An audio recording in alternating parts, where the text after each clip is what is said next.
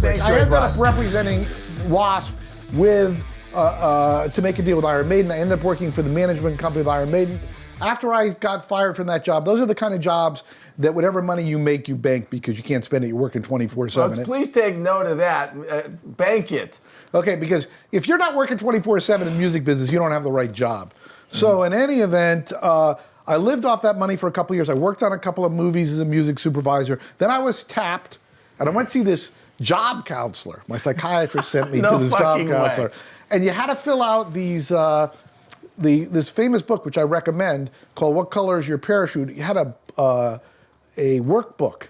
Okay, remember workbooks, you think of grade school. And you had to write these essays bragging about yourself. And I got back in touch with the fact that I loved to write. So then I wrote something, I sent it to the New Yorker. When the rejection came back, I said, wait a second here. It's just like the music business. You have to know these people. One night I was eating a hamburger at a place called Flaky Jake's, which no longer exists, at Pico and Sepulveda. And I'm reading Billboard. I go, this is terrible. I could do a better job than this. And I knew enough about, I was not computer literate whatsoever. I knew enough that you could buy this stuff. I went home, I woke up my girlfriend. I said, I had this idea for a newsletter. Says, you should do it. So I used the credit card I had from being a lawyer, charged all this equipment, and started this newsletter, theoretically in my mind, to get another job in the music business. And it was very tip-oriented, not tip like where records are on the chart, but advice. I thought it would help people on the way up. The irony was only the most successful people subscribed. The heads of all the record companies subscribed. They all wanted to meet me, okay?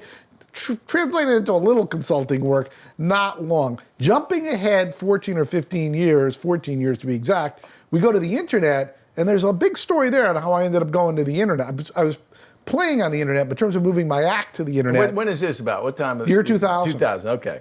I did a lot of stuff on the internet in the 90s, but 2000's transition.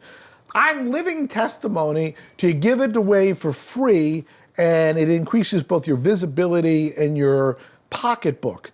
Because once I went online, the virality was insane. Yeah. So yes, I charged to the year 2000, then it was free once I went online.